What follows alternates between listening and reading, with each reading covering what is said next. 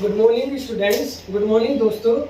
आज मैं आपके लिए लेके आया हूँ केमिकल रिएक्शन चैप्टर के दो टॉपिक, एक्सोथर्मिक एंडोथर्मिक रिएक्शन और दूसरा टॉपिक है रेडॉक्स रिएक्शन। आज हम इनके बारे में सीखेंगे। एक्सोथर्मिक एंडोथर्मिक रिएक्शन जो होती है इन पे आपके एमसीक्यू क्वेश्चन आ रहे हैं पेपर में। एक्सोथर्मिक रिएक्शन जैसे नाम से ही पता चल रहा है, एक्सो मतलब एग्जिट, एग्जिट हो रहा है, काहे का एग्जिट हो रहा है, हीट का। और एंडो नाम से ही पता चल रहा है मतलब एंटर, काहे का, हीट का। थर्मल मतलब हीट, जिसमें हीट निकल रही है एक्सोथर्मिक, जिसमें हीट अंदर आ रही है उसे एंडोथर्मिक कहते हैं। एक्सोथर्मिक रिएक्शन की सबसे सिंपल पहचान है, अगर एमसीक्यू में केमिकल इक्वेशन लिखकर दी गई है तो उसमें एनर्जी या फिर हीट जरूर रिलीज दिखाई होगी, जरूर रिलीज दिखाई होगी, ठीक है। एक्सोथर्मिक रिएक्शन में हीट जरूर निकलेगी, लेकिन कभी कभी हो सकता है नहीं दिखाई, अगर जैसे मैग्नीशियम वाले केस में या कैल्शियम ऑक्साइड क्विकलाइन वाले केस में, तो भी हमें ये याद होनी चाहिए कि ये रिएक्शन एक्सोथर्मिक है, कि इनमें हीट रिलीज होती है, ठीक है। सबसे पहली जो रिएक्शन पूछी जा रही है अक्सर वो है रेस्पिरेशन। रेस्पिरेशन मतलब जब हम सांस लेते हैं, ऑक्सीजन अंदर हमारी सेल के अंदर पहुंच जाती है और फिर माइटोकॉन्ड्रिया में जाके एटीपी बनाती है, ये बायोलॉजी में पढ़ते हैं। तो वो जो एटीपी रिलीज हो रही है यानी एनर्जी रिलीज हो रही है, वही वाली रिएक्शन। तो ये रेस्पिरेशन एक्सोथर्मिक है क्योंकि इसमें एनर्जी रिलीज हो रही है, उसी एनर्जी से हम काम कर रहे हैं। इसे पहचानेंगे कैसे, इसमें ग्लूकोज का एक मॉलिक्यूल जरूर दिया गया होगा पहले, क्योंकि रिएक्शन है तो ग्लूकोज से ही होगी, तो ग्लूकोज का मॉलिक्यूल दिया होगा या फिर ग्लूकोज लिखा होगा, ग्लूकोज C6H12O6 इसका फॉर्मूला होता है C6H12O6। कार्बन के 6 एटम, हाइड्रोजन के 12 एटम और ऑक्सीजन के 6 एटम। ऑक्सीजन से रिएक्शन होगी तो CO2 बनेगा, वाटर बनेगा और एनर्जी रिलीज होगी।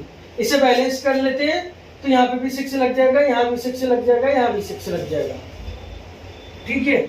बैलेंस हुई भी लिखी हुई होगी ऑप्शन में या फिर ऐसे लिखी होगी, बस ये पूछा होगा एक्सोथर्मिक कौन सी है। Respiration is always exothermic. हम सांस इसलिए तो ले रहे हैं कि हमें एनर्जी मिलती रहे और हमारा पूरा ब्लड सर्कुलेशन चलता है, ठीक है। दूसरी है बर्निंग ऑफ नेचुरल गैस। अब नेचुरल गैस क्या होती है, नेचुरल गैस कहते हैं CH4 को, यानी मीथेन गैस को। मीथेन इसका नाम होता है मीथेन गैस, सुना भी होगा। जैसे कहीं पे डंप वगैरह होता है वहां पे मीथेन गैस निकलती रहती है, या फिर जो बायोगैस होती है, गोबर गैस बायो प्लांट पे बनती है, वो भी मीथेन गैस होती है। ये ऑक्सीजन से रिएक्शन करती है। कार्बन जब भी ऑक्सीजन से रिएक्शन करेगा कार्बन का कंपाउंड, तो CO2 तो बनेगी। अब इसमें हाइड्रोजन भी है तो H2O भी बनेगा और साथ में हीट रिलीज होगी। ऐसी बर्निंग ऑफ कोल जो हम कॉम्बिनेशन में भी पढ़ चुके हैं, इसमें कार्बन ऑक्सीजन से रिएक्शन कर कार्बन डाइऑक्साइड बना रहा है और हीट रिलीज हो रही है। तो ये रिएक्शन भी एक्सोथर्मिक है, ऑप्शन में पूछा जा रहा है, ठीक है।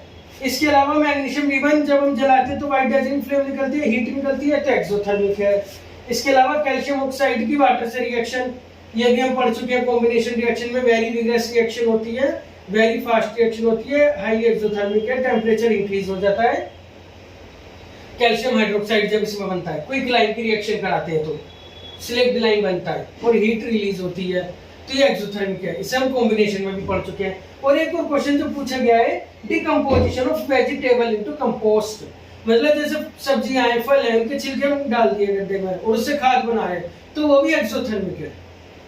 केवल एक ये वाली डिकम्पोजिशन रिएक्शन एक्सोथर्मिक है। कौन सी डिकम्पोजिशन, जिसमें कंपोस्ट बना रहे हैं यानी खाद बना रहे हैं। इसके अलावा जितनी भी डिकम्पोजिशन रिएक्शन है वो एंडोथर्मिक होंगी हमेशा, ये हमने डिकम्पोजिशन में भी पढ़ा था। Decomposition is always endothermic, decomposition हमेशा एंडोथर्मिक होगी, केवल इस वाली डिकम्पोजिशन को छोड़ के, ठीक है। तो कैल्शियम कार्बोनेट का डिकम्पोजिशन हम पढ़ चुके हैं पहले ही, कैल्शियम ऑक्साइड ऑक्सीजन में, लेड नाइट्रेट का लेड ऑक्साइड, नाइट्रोजन डाइऑक्साइड की ब्राउन फ्यूम्स और ऑक्सीजन में, और फेरस सल्फेट जो ग्रीन कलर का है वो रेडिश ब्राउन फेरिक ऑक्साइड और सल्फर डाइऑक्साइड और सल्फर ट्राइऑक्साइड में। तो ये सब डिकम्पोजिशन रिएक्शन है, तो ये हमेशा एंडोथर्मिक है। ये हमारी 5 रिएक्शन 6 एक्सोथर्मिक है। अब इस पर क्वेश्चन कैसे आएगा, एक क्वेश्चन देख लेते हैं। असर्शन रीजन में आया हुआ है। असर्शन दिया गया है burning of natural gases endo, अभी हमने देखा कि बर्निंग ऑफ नेचुरल गैसेस एक्सो, तो यानी कि इसका असर्शन तो यहीं पे गलत हो गया, गलत कह दिया इन्हें। अब ये कह रहे हैं methane combines with oxygen, methane combines with oxygen, हाँ मैथेन ऑक्सीजन से कंबाइन कर रही है, यानी उससे जुड़ रही है, उससे रिएक्शन कर रही है to form CO2 and water. CO2 बन रहा है, वाटर बन रहा है, तो ये बात इसकी सही है। तो assertion is wrong, reason is true, और अक्सर ये वाला ऑप्शन डी नंबर पर ही रखा जाता है, ठीक है। तो इसका आंसर हो जाएगा डी। तो इस तरह से क्वेश्चन पूछे जा रहे हैं, या फिर ऑप्शन में दे देंगे तो आपको रेस्पिरेशन पर टिक लगाना है, या बर्निंग ऑफ कोल पर टिक लगाना है, या डिकम्पोजिशन ऑफ वेजिटेबल पर टिक लगाना है, एक्सो के लिए जो भी है उस पर टिक लगा देना। कभी कभी ऐसे भी दे देते इनमें से कौन सी एंडो है या एक्सो नहीं है, तो भी पहचान लेना, ठीक है। अब एक टॉपिक और पढ़ना है छोटा सा, रेडॉक्स रिएक्शन। रेडॉक्स रिएक्शन क्या होती है? अक्सर बच्चे इसके नाम सुनकर घबरा जाते हैं, पर ऐसी कोई बात नहीं है। रेडॉक्स नाम में देखो, रेड और ऑक्स। रेड मतलब रिडक्शन, रेड जो वर्ड आया है रिडक्शन से आया है, और ऑक्स जो आया है ये ऑक्सीडेशन से आया है, इन्हें मिलाकर रेडॉक्स बन गया। जैसे आजकल दो लोगों का नाम मिलाकर बन जाता है ना, विराट अनुष्का अनुष्का, ऐसे ही रेडॉक्स रिडक्शन ऑक्सीडेशन को मिलाकर बना दिया है, बनाया गया है रेडॉक्स रिएक्शन, जहां पे रिडक्शन भी हो रहा है ऑक्सीडेशन भी हो रहा है, हम रेडॉक्स रिएक्शन कहते हैं, ठीक है। अब रिडक्शन क्या होता है, ऑक्सीडेशन क्या होता है, पहले यही पता होनी चाहिए। रिडक्शन है अगर किसी को हाइड्रोजन मिल रही है तो उसका रिडक्शन हो रहा है, हाइड्रोजन मिल रही है, अगर हाइड्रोजन मिल गई, जैसे कोई है मान लिया उसका दोस्त बन गई हाइड्रोजन, तो उसका रिडक्शन हो गया है। किसी को हाइड्रोजन मिल गई तो उसका रिडक्शन हो गया है, ठीक है। या फिर हम ये कह सकते हैं किसी पे पहले से ऑक्सीजन हो और उसकी ऑक्सीजन छीन ले तो भी रिडक्शन है। तो रिडक्शन क्या है, या तो हाइड्रोजन मिल जाए या ऑक्सीजन छीन जाए, दोनों ही रिडक्शन है, ठीक है। ऑक्सीडेशन नाम से पता चल रहा है ऑक्सीजन, तो ऑक्सीजन मिल जाए, ठीक है, या फिर हाइड्रोजन छीन जाए। तो आप एक ही ध्यान रख लो बस, ऑक्सीडेशन ऑक्सीजन मिलना है, तो ऑक्सीडेशन ही रिडक्शन का छीनना भी है, और इसको उल्टा हो गया रिडक्शन, ठीक है। ऑक्सीडेशन को उल्टा हो गया रिडक्शन। अगर ऑक्सीडेशन ऑक्सीजन का मिलना है तो रिडक्शन ऑक्सीजन का छीनना है, अगर ऑक्सीडेशन हाइड्रोजन का छीनना है तो रिडक्शन रिडक्शन हाइड्रोजन का मिलना है, ठीक है। कैसे, एक बार और समझ लेते हैं। जैसे ये कॉपर है, कॉपर पर ऑक्सीजन मिल गई तो क्या बना, कॉपर ऑक्साइड ब्लैक कलर का, तो ये इसका ऑक्सीडेशन हो गया।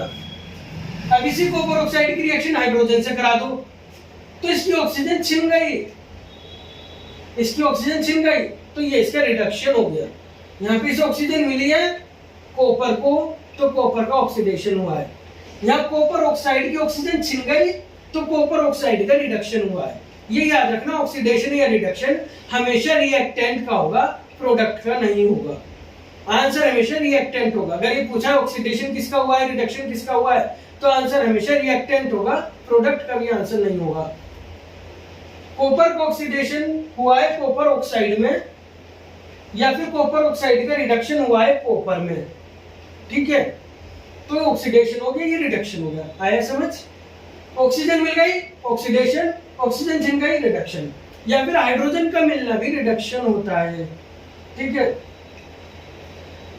अब जैसे हम यहाँ पे देख लेते हैं, ये जिंक ऑक्साइड है, ये पेपर में आया हुआ क्वेश्चन है पहले, ये जिंक ऑक्साइड है, जिंक ऑक्साइड की कार्बन से रिएक्शन करा रहे हैं, तो जिंक बन रहा है और कार्बन मोनोऑक्साइड बन रहा है। अब यहाँ देखो आप, जिंक ऑक्साइड का ऑक्सीजन था, यहाँ ऑक्सीजन छिन गई है, इसकी ऑक्सीजन नहीं है यहाँ इसके पास, तो इसकी ऑक्सीजन छिन गई मतलब इसका रिडक्शन हो गया है। ऑक्सीजन का छिनना क्या है, रिडक्शन। तो जिंक ऑक्साइड का रिडक्शन हो गया है जिंक में, और कार्बन को ऑक्सीजन मिल गई है तो इसका ऑक्सीडेशन हो गया है। तो कार्बन का ऑक्सीडेशन का हो गया कार्बन मोनोऑक्साइड में, ठीक है। तो यहाँ रिडक्शन किसका हुआ है, जिंक का, ऑक्सीडेशन किसका हुआ है, कार्बन का। हमेशा रिएक्टेंट का आंसर होगा। अब एक क्वेश्चन हो रहा था, oxidising reagent, reducing reagent, oxidising agent और रिड्यूसिंग एजेंट। एजेंट मतलब जो काम करा रहा है, जैसे हमारा कोई बीमा पॉलिसी है, वो काम कराने वाला एजेंट होता है, कोई भी काम। ऐसे ऑक्सीडाइजिंग एजेंट मतलब जो ऑक्सीडेशन करा रहा है। तो याद रखना, इसके दो तरीके ध्यान रखने के, जिसका रिडक्शन हो रहा है वही ऑक्सीडाइजिंग एजेंट होगा, या तो ऐसे ध्यान रख लो, या फिर जिसमें पहले से ही ऑक्सीजन है वही ऑक्सीडाइजिंग एजेंट होगा, क्योंकि वही तो ऑक्सीजन दे सकता है। ऑक्सीडाइजिंग एजेंट किसे कहेंगे? जो ऑक्सीजन दे, और ऑक्सीजन कौन देगा? जिसपे पहले से ही ऑक्सीजन हो, वही तो ऑक्सीजन देगा। तो जिंक ऑक्साइड ही ऑक्सीडाइजिंग एजेंट है और कार्बन रिड्यूसिंग एजेंट है, क्योंकि इसका ऑक्सीडेशन हो रहा है। जिसका ऑक्सीडेशन हो रहा है वो रिड्यूसिंग एजेंट, जिसका रिडक्शन हो रहा है वो ऑक्सीडाइजिंग एजेंट। अगेन आंसर क्या है? रिएक्टेंट ही आंसर है, प्रोडक्ट आंसर नहीं होते। ठीक है, अब इसका एक आखिरी क्वेश्चन और देख लेते हैं, प्रीवियस ईयर में अक्सर पूछा जाता है। मैंगनीज ऑक्साइड की रिएक्शन HCl से कराते हैं तो मैंगनीज क्लोराइड, वाटर और क्लोरीन बनता है। अब इसमें जो क्वेश्चन पूछा गया है वो ये पूछा गया है, पहला ऑप्शन दिया गया है HCl is oxidised to Cl2, कि HCl का ऑक्सीडेशन हो रहा है क्लोरीन में। हम देख लेते हैं HCl का यहाँ पे लिखा है और क्लोरीन का यहाँ पे लिखा है। इसका हाइड्रोजन छिन गया, इस पे हाइड्रोजन है, इस पे हाइड्रोजन नहीं है। क्या हाइड्रोजन का चिन्ह ऑक्सीडेशन है? हाँ है। तो क्या HCl का ऑक्सीडेशन Cl2 में हो रहा है? हाँ हो रहा है, तो ये बात सही है। अब दूसरा ऑप्शन क्या दिया है? MnO2 is reduced to MnCl2। तो देखते हैं आगे, MnO2 का यहाँ पे है, MnCl2 का यहाँ पे, क्या अंतर दिख रहा है? यहाँ पे ऑक्सीजन है, यहाँ पे ऑक्सीजन नहीं है। जैसा हाइड्रोजन का चिन्ह ऑक्सीडेशन है, ऐसे ही ऑक्सीजन का चिन्ह रिडक्शन है। इसकी ऑक्सीजन छिन गई मतलब लॉस हो गई, यहाँ पे नहीं है, इससे ऑक्सीजन दूर हो गई। तो यहाँ पे इसकी ऑक्सीजन छिन गई, तो इसका रिडक्शन हो रहा है। यही बात इसने कही है, MnO2 is reduced, सही बात कही है, तो ये भी बात सही है। अब थर्ड ऑप्शन देख लेते, वो यहाँ लिखा है MnCl2 is ऑक्सीडाइजिंग एजेंट। क्या MnCl2 ऑक्सीडाइजिंग एजेंट है? अभी मैंने बताया प्रोडक्ट आंसर हो ही नहीं सकता, तो प्रोडक्ट तो कभी ऑक्सीडाइजिंग या रिड्यूसिंग एजेंट हो ही नहीं सकता, तो ये बात तो यहीं पे गलत हो गई। अगला कह रहा है HCl इज ऑक्सीडाइजिंग एजेंट। अभी हमने पढ़ा HCl का ऑक्सीडेशन हो रहा है, और जिसका ऑक्सीडेशन हो रहा है वो ऑक्सीडाइजिंग थोड़ी ना होगा, वो तो रिड्यूसिंग एजेंट होगा, तो ये बात भी गलत हो गई। तो कौन कौन से ऑप्शन सही है? फर्स्ट और टू। अब इसमें क्या होता है, इसमें अलग से ऑप्शन दिए होते हैं नीचे, इनका कॉम्बो दिया होगा कहीं ना कहीं। जैसे फर्स्ट और टू का ऑप्शन पहले पे ही दिया गया है, तो आपको यहाँ पे टिक लगाना है पेपर में, ए पर। ठीक है, इस तरह से हमारी ये हो गया है पूरा टॉपिक। एक बार और देख लेते हैं रिडक्शन रेडॉक्स रिएक्शन को। रेडॉक्स मतलब रिडक्शन प्लस ऑक्सीडेशन। रिडक्शन या तो हाइड्रोजन मिल जाए या ऑक्सीजन छिन जाए, ऑक्सीडेशन या तो ऑक्सीजन मिल जाए या हाइड्रोजन छिन जाए। ठीक है, यहाँ पे ऑक्सीजन मिल रही है, ऑक्सीडेशन हो रहा है कॉपर का कॉपर ऑक्साइड में। यहाँ ऑक्सीजन छिन रही है तो रिडक्शन हो रहा है कॉपर ऑक्साइड का कॉपर में। ऑक्सीडेशन या रिडक्शन हमेशा रिएक्टेंट का होगा, प्रोडक्ट का नहीं होगा कभी। आंसर हमेशा रिएक्टेंट होगा। यहाँ जिंक ऑक्साइड का ऑक्सीजन छिन गया है तो यानी कि रिडक्शन हो गया है। यहाँ कार्बन को ऑक्सीजन मिल गया यानी कि ऑक्सीडेशन हो गया है। ठीक है, जिसका रिडक्शन हुआ है ऑक्सीडाइजिंग एजेंट, जिसका ऑक्सीडेशन हुआ है रिड्यूसिंग एजेंट। अगेन रिएक्टेंट ही आंसर होंगे, प्रोडक्ट आंसर नहीं होंगे। ठीक है, एक बार फिर देख लेते हैं। मैंगनीज ऑक्साइड की ऑक्सीजन छिन गई है तो रिडक्शन हो गया है, क्योंकि ऑक्सीजन का चिन्ह रिडक्शन है। HCl की हाइड्रोजन छिन गई है तो ऑक्सीडेशन हो गया है, क्योंकि हाइड्रोजन का चिन्ह ऑक्सीडेशन है। दोनों ऑप्शन में यही कहा गया है, HCl का ऑक्सीडेशन और MnO2 का रिडक्शन, तो सही बात है। MnCl2 ऑक्सीडाइजिंग एजेंट है, प्रोडक्ट का भी आंसर नहीं होता, तो बात गलत हो गई। HCl ऑक्सीडाइजिंग एजेंट है, जिसका ऑक्सीडेशन हो वो ऑक्सीडाइजिंग एजेंट होता ही नहीं है, वो रिड्यूसिंग होता है, तो ये बात भी गलत हो गई। दो ऑप्शन सही है, ये दोनों यहाँ रखे गए, तो यही बात सही हो गई। ठीक है, समझ आ गया? Thank you.